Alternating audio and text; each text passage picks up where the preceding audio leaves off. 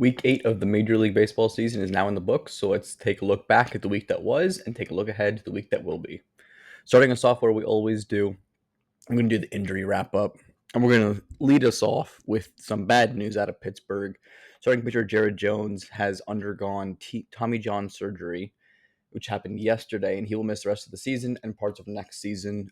It is, of course, a 10 to 12 month recovery plus build up for him probably means we're not going to see him pitch in a Major League Baseball game until probably earliest June of next year. It was unclear whether this was just something they tried to put off and they realized they couldn't put it off anymore, or if when he started throwing, he aggravated his previous injury worse. I'm not 100% sure, but he did undergo the surgery, so he is out for the next year. Relief pitcher for the Pittsburgh Pirates, Colin Holderman, he was placed on the IL with a right thumb tenosynovitis. He's expected to miss more than the minimum injury. It is potentially very debilitating for anyone who needs to grip and throw a baseball, so he could potentially miss a lot longer than the minimum amount of time, but they're unsure the severity of the issue at this point. Moving on to starting pitcher Aaron Savali from Milwaukee. He was scratched from his rehab start Wednesday. It is possible he is activated to start today. There has not been an official announcement. However, he was not scratched for any health-related purposes. Starting pitcher for the San Francisco Giants, Justin Verlander, was placed in the IL with right pec soreness. He dealt with the issue in his Sunday start, and then a few days later, he was put on the IL. So he will miss at least the next 2 weeks. Outfielder for the Washington Nationals, Dylan Cruz, was placed in the IL with a left oblique strain. The severity is currently unknown. However, this injury has been keeping people out for 4 to 8 weeks so far this season. 2 players for the Minnesota Twins were involved in a scary collision over the weekend. That is outfielder Byron Buxton and shortstop Carlos Correa. They were both put in the concussion protocol.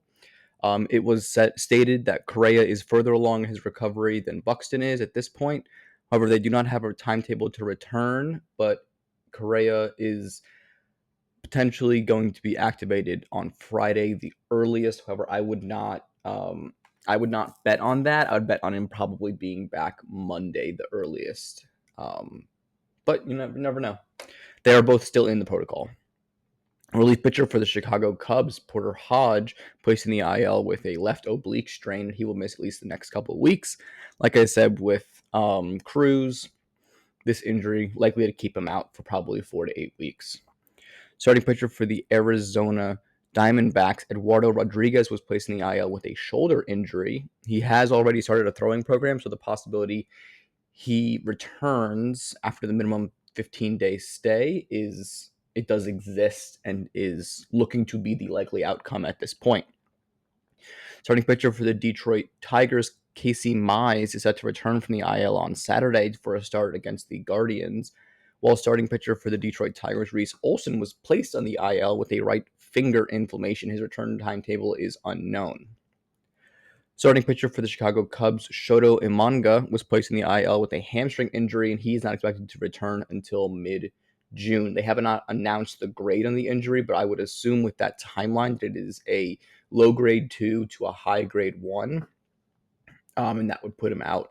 The quote, I believe, was well into June, so that mid-June sounds about right to me, but that does leave the possibility open that it is late June, but that's their timeline right now.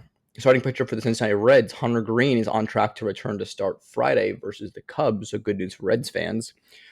Yordan Alvarez, outfielder DH for the Houston Astros, is quoted to be improving, but still feeling the muscle strain in his right hand. The team wants the issue to be completely gone before activating him, as he has had this issue in the past. Shortstop for the Miami Marlins, Xavier Edwards, was placed in the IL with a back strain. His return timetable is unknown, but the injury is not expected to be major. Outfielder for the Texas Rangers, Evan Carter, was placed in the IL with a right quad strain, and he will miss at least the next couple of weeks, likely up to a month. Tyler O'Neill, outfielder for the Baltimore Orioles, was placed back on the IL with left shoulder impingement. It is not of serious concern, according to the team, and it is possible that he returns after the minimal 10-day stay. Relief pitcher for the Minnesota Twins, Danny Colome, who was having a great year, was placed in the IL with a left forearm strain, and he will miss at least a couple of weeks.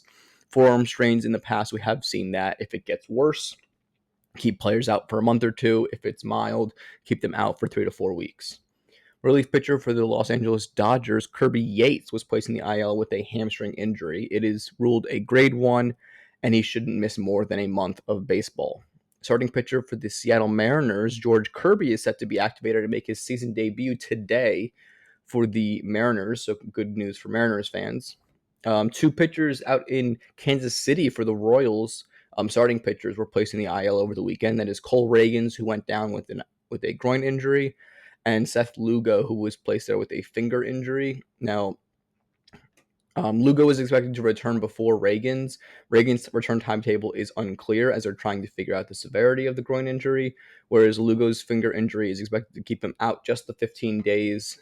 It was discussed during the week, I believe it was like Thursday or Friday, that it was announced that his start would be skipped, that he might be able to avoid an IL stint. However, I think he's 36 years old, 35 years old now, so I'm sure that they wanted to be a little bit more cautious with him because they have playoff aspirations, so they don't want him to miss that. Starting pitcher for the Philadelphia Phillies, Aaron Nola, placing the IL with a right ankle sprain. It is unclear if he'll be able to return in the minimum timetable. However, that injury was also stated to not be major. All right, now let's get onto the rehab trail. Starting us off with Richard Fitz, starting pitcher for Boston. He will pitch today at AAA for his first rehab start in his return from pec injury. He is expected to need multiple rehab starts before returning, so he's likely at least 2 weeks away.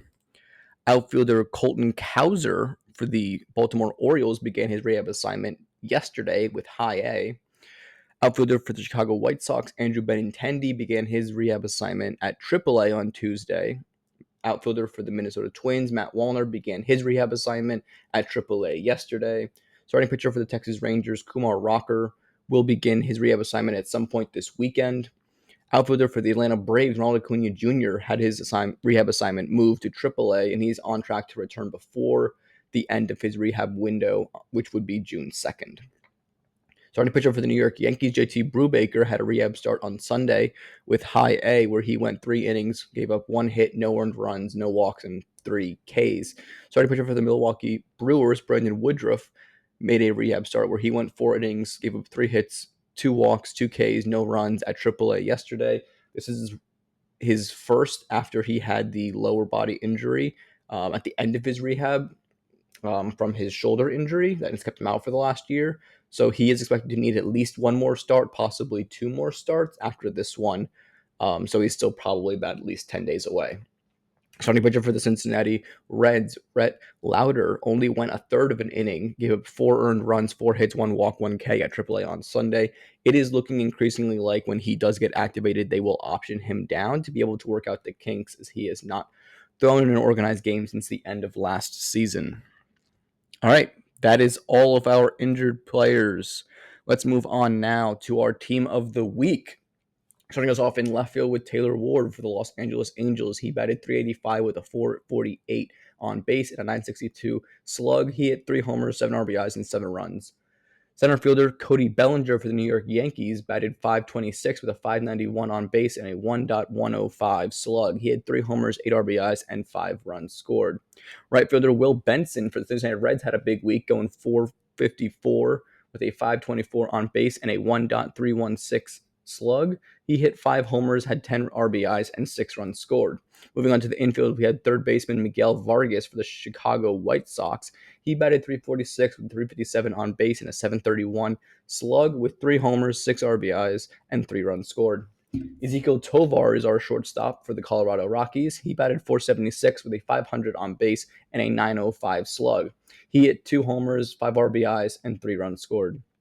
Second baseman Cody Clemens for the Minnesota Twins batted .409 with a .458 on base and a .773 slug. He hit 1 homer, 4 RBIs, and 3 runs scored. First baseman Matt Olson for the Atlanta Braves batted .400 with a .409 on base and a .950 slug, hitting 3 homers, 5 RBIs, and 4 runs scored. Our DH is Rafael Devers from the Boston Red Sox, making a repeat appearance from last week. He batted 368 with a 520 on base and a 947 slug, hitting 3 homers, 7 RBIs, and 5 runs scored. Finishing off our bats, we have catcher Gabriel Moreno for the Arizona Diamondbacks, who batted 421 with a 476 on base and an 895 slug. He had 2 homers, 4 RBIs, and 6 runs scored. On the mound, our starting pitcher of the week is Jacob deGrom for the Texas Rangers, who had 2 starts going 1-0. In 15 innings, he had 16 strikeouts with a 1.2 flat ERA and a 0.67 whip with a very good week. Our relief pitcher finishing us off is Kevin Ginkel for the Arizona Diamondbacks. He did not have a decision. However, he went 3 1/3 innings in 4 games, had 6 Ks, had 2 holds, a 0 flat ERA, and a 0.9 whip, only allowing 3 walks in those 3 1/3 innings. Moving on now to our weekly power rankings, starting us off where we always do at the bottom with our number 30 team, which is the same as last week, the Colorado Rockies. They now have a 8-41 record. That is easily the worst in the majors. They remain the same. They went 1-5 last week, facing Arizona and Philadelphia. I feel like I'm just hammering the same exact nail, but they're not hitting enough to compensate for their really bad pitching. And it's looking increasingly like they're not going to have a lot to move at the trade deadlines. There's not even that like silver lining of like, oh, well, we can move this player, we can move this player, we can move this player. The guys that they've signed in free agency, the very limited number of guys they've signed in free agency, have missed most of the season because of an injury, or they're just not producing at the level that you would want. Even someone like a Ryan McMahon is not performing to his normal standards either. So it's not the best time to move him. Now, granted, the best time to move him was last year or the year before that, but they seem to just want to hold on to him for whatever reason. But, that's the situation the Rockies are in right now. They're looking towards the draft. They're looking towards the trade deadline, see what they can move off of. Jake Bird, the bullpen arm for them, is having a good season. Some teams could look to try to take advantage of that, or look into the potentially untapped abilities of a guy like German Marquez out of the starting rotation. But we'll see what happens. The Rockies are never predictable at the trade deadline. Moving on to number 29, we have the Chicago White Sox, who remain in the same spot from last week. They now sit at 15-35. They went 1-6 last week, facing the Cubs and the Mariners. Now, they have shown the ability to win some games. They're not as bad as they were last year. They look like a team that is very young and is trying to take advantage of the opportunities that the young players have gotten, which is really nice to see. However, they're really not doing a good job of putting together good hitting with good pitching. Now, their pitching staff is I think you could argue their pitching staff is less talented than the Rockies is. However, they are getting better results. Not being in Colorado has something to do with that, but their lineup also just, I don't know, I guess it doesn't have a lot of guys with high averages, so it's just not getting consistent results, which is to be expected. However, they do have a little bit of pop and a little bit of speed. One thing that I would want to see is Luis Robert Jr. playing better so that he can get traded. I think he even came out in a public statement earlier in the week, and he was like, nobody's going to trade for me if I keep playing like this. So he's aware of it, but, for the White Sox sake, he is healthy, so I'm sure even if he keeps playing like this, he will net them something. He has team options at the end of the year, so all of his big money, I think it's like $25 million a year for the next 2 years on team options. Teams can just kind of look at him as a rental, and if he comes to them and has a great rest of the season, then they have the option to keep him at a little bit of a hefty price, but they most likely won't, and he will hit free agency whether he sticks at the deadline with the White Sox or not. Moving on to our number 28 team, a team that fired their manager in the last week. The Baltimore Orioles moved down 2 spots to the number 28 spot for the first time this year. They sit at 16-32 after going 1-6 against the Nationals and the Brewers. Now, I've been nailing this too. They did not invest correctly in their team.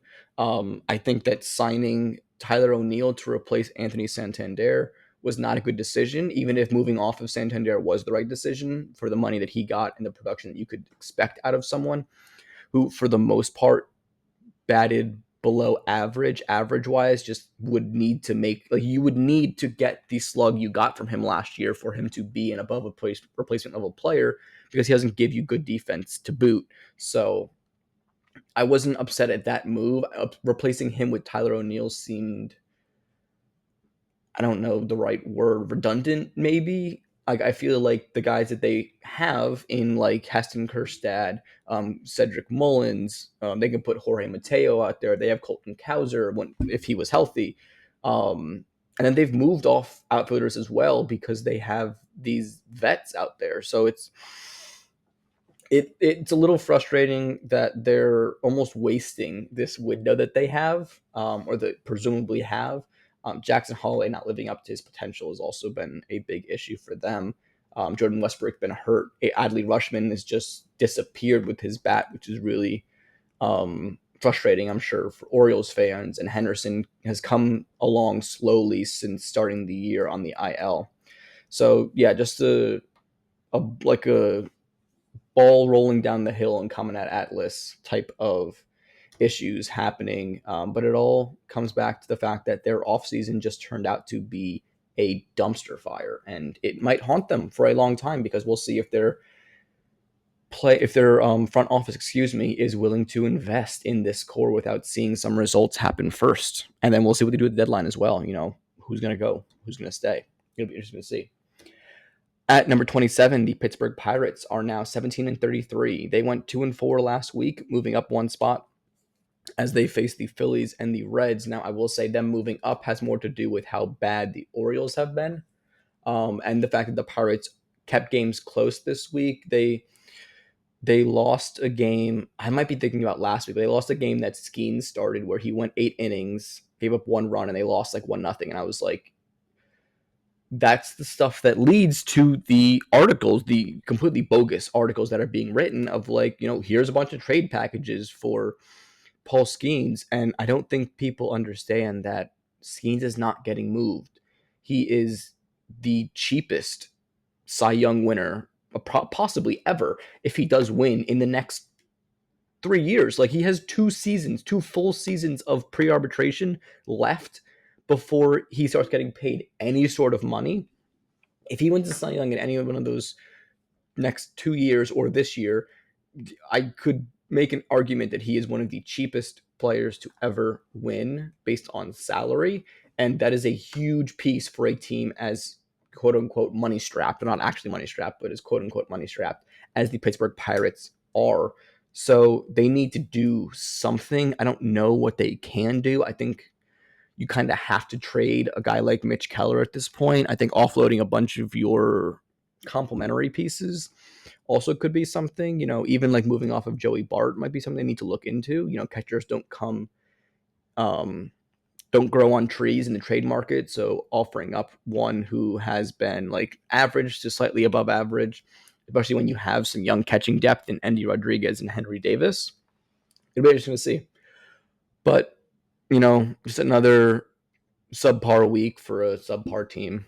At number 26, we have the Miami Marlins, who move up one spot thanks to the Orioles' struggles as well. They did go 3-3, and they sit at 19-29.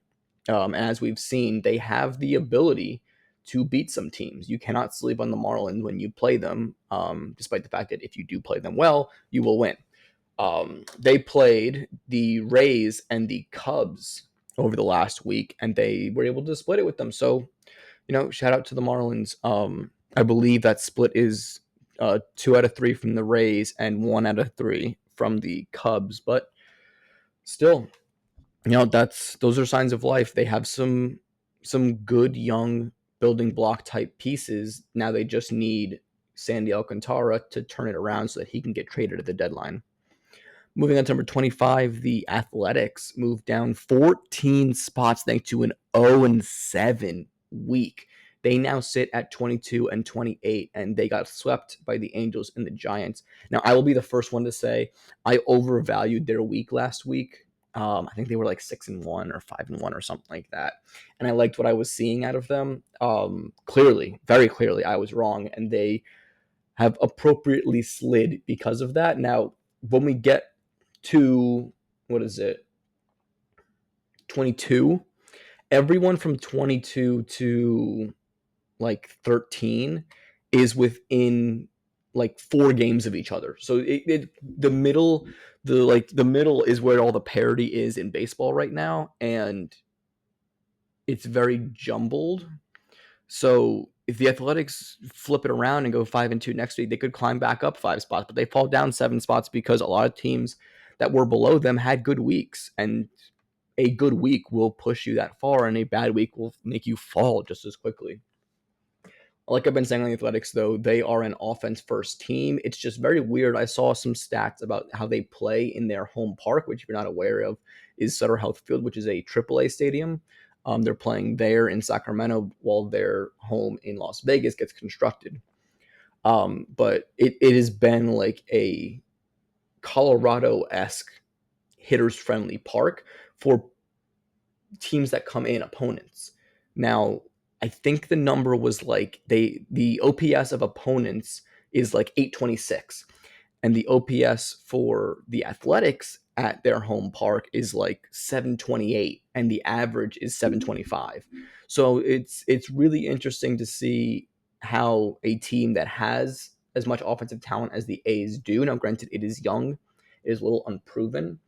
Nick Kurtz did have a good week, so it was nice to see him have that, as he was having a little bit of a power outage to start his major league career. But either way, they need to pitch better, and then they need to get more hitting. That's just kind of what it boils down to.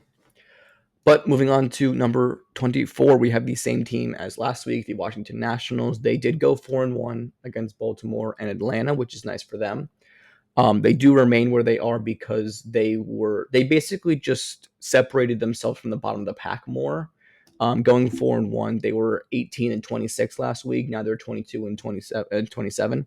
So they look better. They look more like they can climb, but this wasn't the week for them to climb because the difference between them and our next bunch of teams was larger coming into this week than coming out. So Nationals fans, if you want to get upset at me, go ahead. But that's where I stand with the Nationals. They need to get better pitching as well. A big thing about all these bottom teams is their pitching does not match up. But our number 23 team, the Tampa Bay Rays, is the caveat to that rule, as they are now 23-26 after going 4-3 against Miami and Houston. They have good pitching. They need to get more hitting. They're not getting a lot out of guys like Brandon Lowe and Yandy Diaz, Curtis Mead. I'm trying to think who else. Some of their other guys like Cameron Meisner, Josh Lowe just came off an injury, so I can't really include him. Danny Jansen, who they invested in to be their catcher. They're just not getting a lot of production across the board in their offense, and their pitching can only do so much, especially when they have the dimensions they have at their minor league park, while their normal home of Tropicana Field gets repaired from the hurricane damage that happened last October. Their pitching can only do so much, and they're going to be more susceptible to the home run as they're basically playing Yankee Stadium, and that's new to them. If they've been with the team for a while, it's also just harder dimensions to pitch in. If you know anything about Yankee Stadium, it's more conducive to left-handed starters. That's why you typically see the Yankees go out and sign the big-name lefties like Carlos Rodon, like Max Fried, and like CC Sabathia. The Yankees have found that lefties pitch better at their parks because when you pull from the left side, that's where you get more home runs. They're deeper in left field than they are in right field. So you want righties to have the advantage, or you want the side advantage to be to the righties, not the lefties, hence why that happens. The Tampa Bay Rays have a lot, I believe every single one of their starters actually are right-handed, so they are at the inherent disadvantage. No excuses, just observations. Moving on to number 22, the Los Angeles Angels move up 3 spots thanks to a sterling week, going 6-0 against the Dodgers and the Athletics. Now, I will say the Angels, weirdly enough, looked like a team on a mission to prove that Ohtani made the wrong choice, although clearly he made the right choices. He won the World Series last year. But good on the Angels getting to kind of like stick it to the man. Good for them.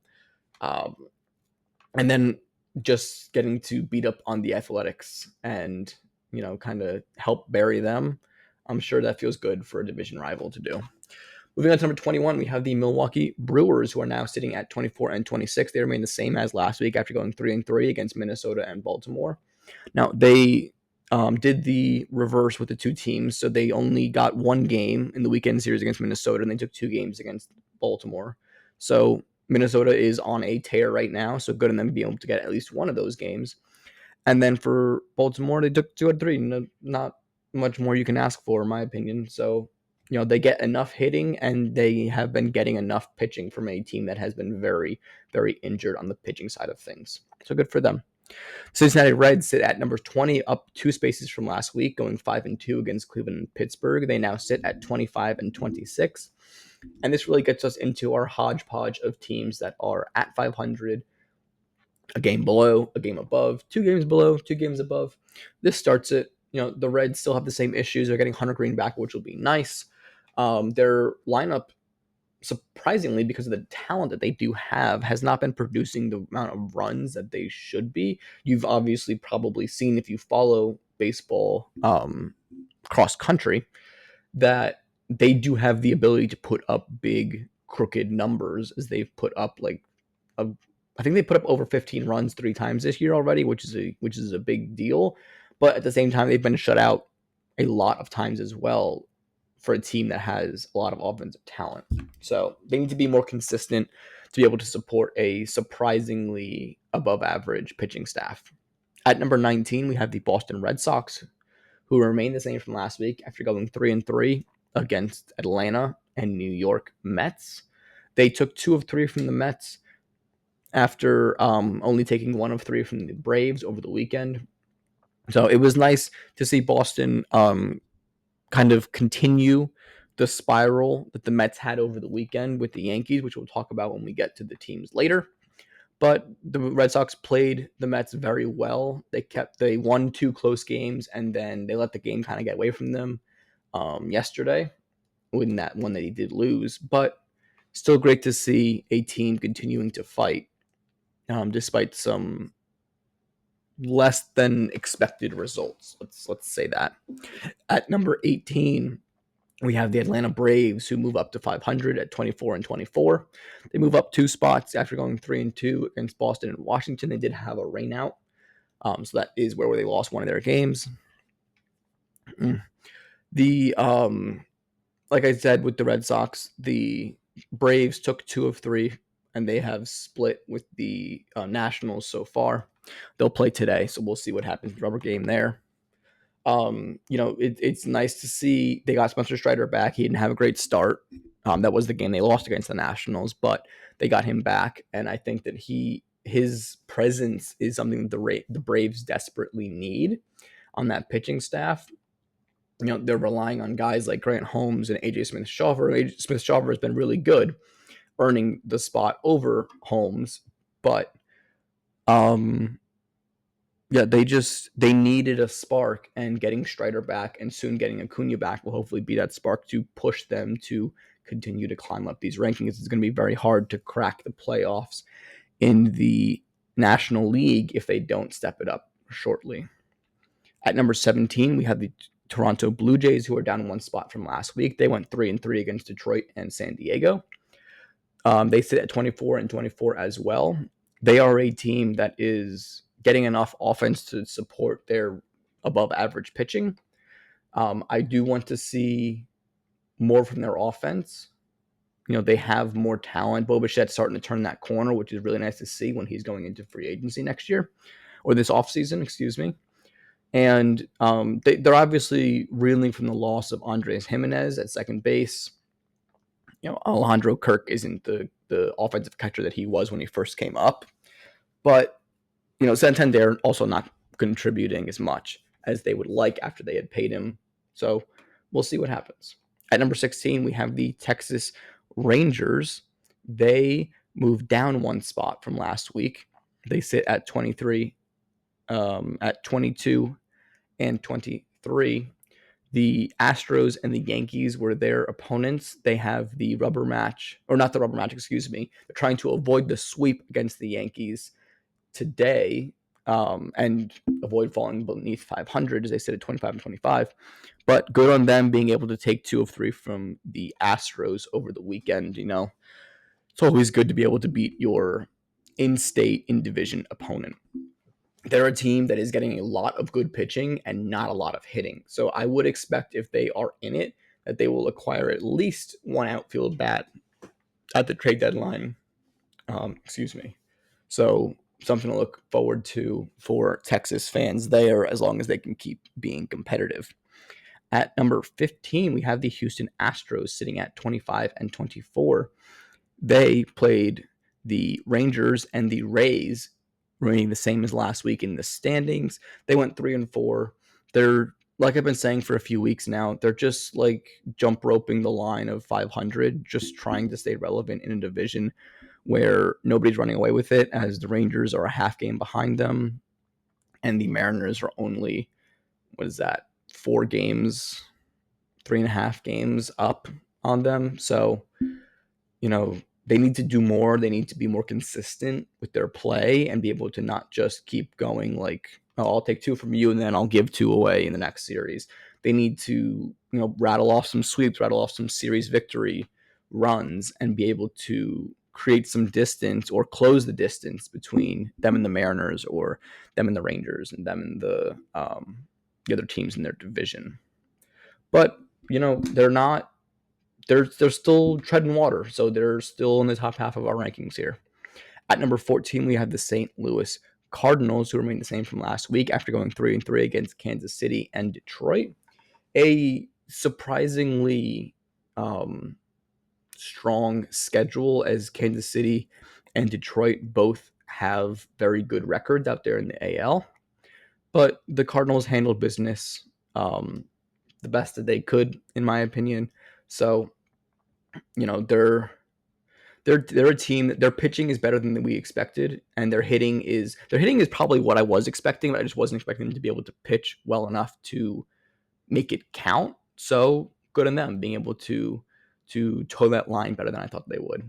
At number 13, we have the Arizona Diamondbacks, who fall 1 spot from last week after going 3-3 against Colorado and Los Angeles. Now, they again blew a game late to the Dodgers and lost in overtime, or in extra innings, excuse me. This team needs bullpen help, and it needs it bad. I dug into the numbers, on the Diamondbacks, because I've been saying for weeks that their pitching isn't supporting their offense, or pitching isn't supporting their offense, and they have, I think it is the 5th best offense in the majors, but their starting pitching isn't doing terrible. Yeah, they're putting up some clunkers. Eduardo Rodriguez had an ERA, I believe it was north of 6 at the point of his injury, but guys like Merrill Kelly, Zach Gallen, Corbin Burns, they're getting the job done, and their bullpen just is blowing it for them. So hopefully they're able to get some bullpen help. Losing AJ Puck to an injury earlier in the season was a big loss to them. But you gotta keep treading. Injuries happen. At number 12, we have the Minnesota Twins, who move up 4 spots as their win streak did get ended. However, they did go 4-2, pushing their record to 27-22, playing Milwaukee and Cleveland. Now, this was so surprising to me. I think we had them as low as like 26 on the list at one point, maybe even 27.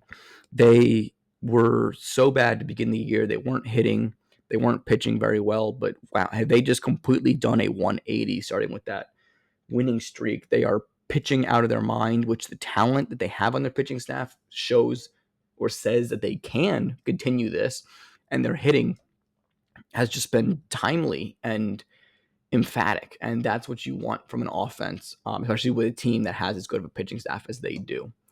Speaking of good pitching staffs, at number 11, we have the Seattle Mariners, who move up 2 spots after going 5-1 against San Diego and Chicago. It's really nice to see them bounce back from a subpar week last week, and continue to keep a hold at the top of the AL West. And they're getting George Kirby back from an injury, which will help them immensely, as that pitching staff a little thin right now, which is not something you'd expect from the Mariners coming into the season. You had them as potentially the top starting pitching rotation in the league. So very interesting there. Moving on to our number 10 team, the San Diego Padres, who moved down 4 spots from last week, they went 0-5 against Seattle and Toronto, so not a good week for them. They have shown an issue where like their offense against good starting pitching cannot put up runs, and their starting pitchers are good. They can be dominant at sometimes, but they can also put up some clunkers sometimes. So they don't have the offense to make up the difference right now. Something to look forward to for the trade deadline for them is potentially getting an outfield bat as well, same as the Rangers. Their issues obviously aren't as bad as the Rangers, but they do run the risk of falling out of the playoff picture with the teams that are in the National League. So they need to not be going 0-5 against teams like Seattle and Toronto. Moving on to number 9, we have the Cleveland Guardians, who are down 2 spots from last week after going 1-4 against Cincinnati and Minnesota. They did have some rain issues for the Minnesota series that did get made up yesterday, so glad they were able to get that settled, but that might have put them in a little bit of a weird spot. But still, no excuses. They moved on a little bit, now sitting at 26-22 record on the season. At number 8, we have the Kansas City Royals, who move up 2 spots after going 3-3 against St. Louis and San Francisco. I cut the Royals a little bit of slack because they're down Reagans and Lugo, and they had to have some guys come up from the minors and spot start for them. I think they even had Daniel Lynch, the fourth, who was pitching out of the bullpen for them, put together a nice spot start for them as well. But they need more offense. They're a team that I was looking at them to add something more than just Jonathan India, but that's all they did. They were hoping for some internal upgrades, and Jack Caglianone, their first-round pick last season, has been working in the outfield a little bit. He just got promoted to AAA. I will look to see him probably around the All-Star break, making it to the Major League roster and potentially making an impact, probably in right field for them down the stretch. Moving on to number 7, we have the San Francisco Giants, who move up 1 spot, going 4-2 against the Athletics and the Royals. Like I said with the Athletics earlier, the Giants swept them, which is really good, taking care of business there and playing strong against the Royals as well. They're a team that is probably one of the more complete teams prior to, or what is this, 8 weeks into the season. So it's good for them. I'm glad that they've been able to keep up this run, as they were looked at probably as a 500 team coming into the season, but they're playing above 500 football, and they are currently have a wild card spot. So they need to keep fighting. They need to keep their pitching staff is so talented. I mean, I said this last week, but the guys that they have at AAA could or in their bullpen instead of in their rotation, could make up other teams' rotations that would be really good. So a lot of talent out there in San Francisco on the pitching staff. Their offense has got to keep up. Moving on to number 6, the Mets moved down 4 spots from last week after going 2-4 against the Yankees and the Red Sox. The thing that I don't like about this team right now in New York is that the drama is getting to them. Their offense isn't hitting. Lindor is slumping. Soto is slumping. Alonso is slumping, and they're not a deep lineup to begin with. Now you gotta commend them. The pitching efforts they're getting from their guys is incredibly commendable and like inspiring, and it's the stuff you want to see when you're a good team, and you can't throw all of your money at your problems. You need to get some diamonds in the rough, and they were able to get that in Griffin Canning and Trevor McGill and David Peterson and guys like that. So, good on them. They will need the boost that Sean Manaea and Frankie Montas can give them in the rotation, and they're going to need their guys to jump out of the slump, because if they continue like this, they could fall behind, especially with our number 5 team, the Phillies. If they continue to play the way they do and to the talent that they have on their roster, it's going to be a problem. And there's a chance that in the NL East, there's no wild card coming out of that division. Now, the way it stands right now, there would be, but there's no guarantee of that. So it'll be really interesting to see what happens as the season goes on. But right now, the Mets are just filled with drama, and they do not look like a team that is where they are right now, record-wise. Moving on to our number 5 team, we have the Philadelphia Phillies, who now sit at 31-18 with a game and a half lead over the Mets. They move up 4 spots from last week after going 6-0 against the Pirates and the Rockies. Now, if you've been listening to me talk at all this season, you know that I appreciate a good team taking care of business against a bad team. There's nothing more you can ask for than the Phillies making the difference matter, going 6-0 against Pittsburgh and Colorado. It was really nice for them to get the spot start from Abel. They did. He looked really good. Um, Nola going down, Abel stepping up, just good things that you see out of that Phillies team. And right now, their offense is clicking. Kyle Schwarber is having a great walk year, which is good for him. Maybe not good for the Phillies because they might lose him next in the offseason, but we'll see what happens. Right now, they're rolling and they're at the top of the division for the first time this season. Moving on to number 4, we have the New York Yankees, who move up 2 spots after going 4-1 against the Mets and the Rangers.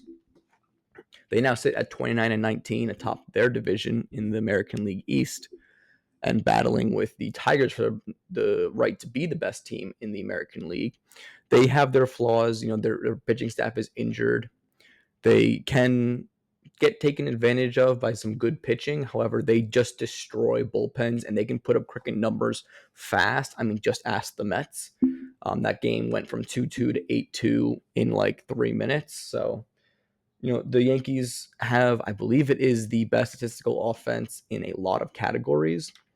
And by all accounts, they're only just going to get better as the weather heats up. So if they can continue to get the pitching they have and score the runs at the pace that they have, they're going to be a problem. They're going to create more separation from the rest of their division and the rest of the American League. Moving on to number 3, the Los Angeles Dodgers remain the same as last week, despite going 3-4 against the Angels and the Diamondbacks. They are a team that is reeling because of injury to their starting rotation, same as last year. Their guys are having issues with staying healthy. I don't know what it is. I keep speculating what it is every single week, so I'm not going to get onto that this week. But their offense is showing that they're a little top heavy so far. The team cut Chris Taylor. They cut Austin Barnes. They tried calling up top prospect Dalton Rushing. They called up former prospect James Outman in the absence of Teoscar Hernandez. But the reality is Michael Conforto hasn't worked out for them as a signing. Ha-Seong Kim had to get called up to play second base because Taylor and Hernandez weren't playing it well. Shortstop being Betts has been good. Third base, Muncy, he showed some signs of life, but he's still batting like 150, and you don't love seeing that. And then, how much pitchers can you lose before it starts to be an issue? So I commend them. As always, they develop their players really well, and it always shows, whether it's pitchers or batters. They always find a way to find someone to fill in the gaps. Right now, that guy is Andy Pages, and that guy is also Dustin May. But how long can May stay healthy? He hasn't pitched in a season in organized baseball for like 3 years coming into this season. And he has, I think it's like 18 starts to his name in his career. So, I wish the guy the best. I love his pitch mix. I love his stuff is really nasty and he has a lot of talent. But he's got to stay healthy and he's got to show it. So, we'll see what happens with the Dodgers and their health. But really, I do think that is the only thing in their way right now is themselves, because they have the pieces. They just gotta all be healthy and a part of the puzzle at the end of the day. Our number 2 team is the Chicago Cubs, who move up 2 spots from last week after going 5-1 against Chicago White Sox and Miami Marlins. They sit at 30-20, so they do not have as good a record as the Dodgers. However, I did put them higher because of the weeks that they had. Like I said, with the Phillies, I appreciate when good teams take care of business, and the Cubs could have had some problems with the Marlins because the Marlins can pitch and the Cubs are having issues with their pitching staff. It's very hurt. It's very inexperienced, but they're getting results. Kate Horton, their top prospect, or their number 2 prospect, I believe, is pitching well. They're also getting good contributions from signings like Colin Ree.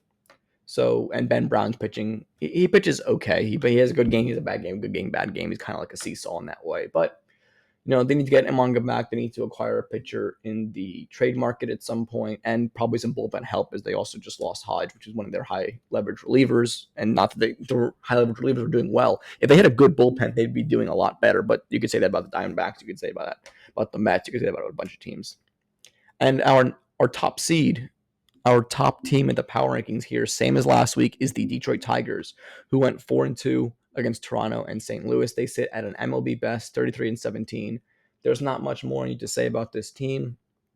They're very talented. Their pitching staff is one of the most talented in the league. They are looking almost like they are more talented than the Mariners, even at full health, which neither team is right now. But the big thing to note here is the offense they have been getting.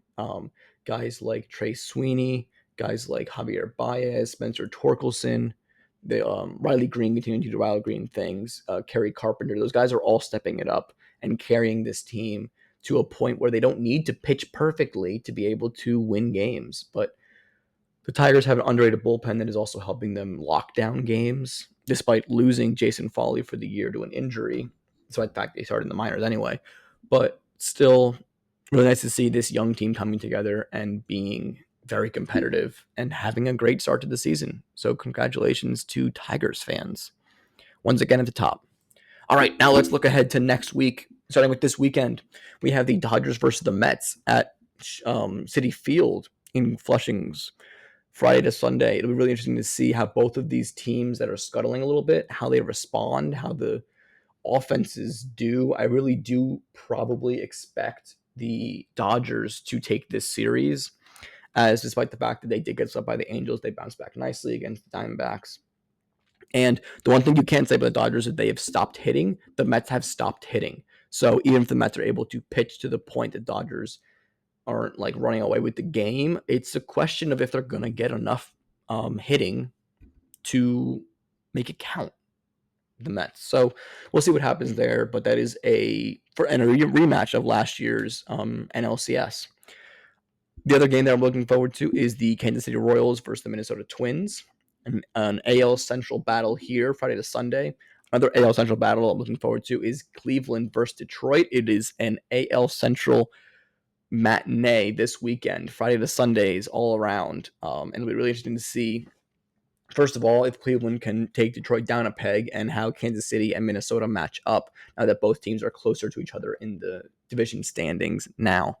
Moving on to early next week, Monday to Wednesday, we have San Francisco versus Detroit. It would be nice to see those two top dogs going at it. Atlanta versus Philly, Tuesday to Thursday. That'll be interesting to see Atlanta try to continue to climb out of the basement in the division.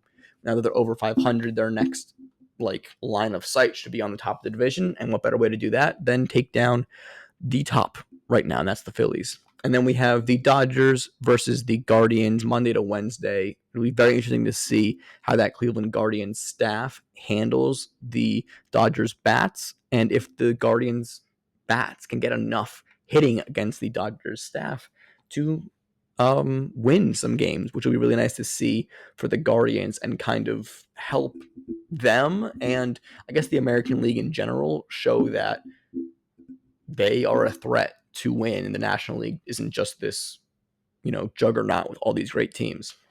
But that has been our episode for this week. Thank you guys so much for joining me. If you made it this far, please subscribe and leave a like. I do this every single week. The video comes out Thursdays at noon. I also have NFL videos coming out every Tuesday at noon. So please, if you enjoyed this and you want more, give a subscribe and leave a comment on your thoughts on anything that was talked about in this video. And we'll see you next week.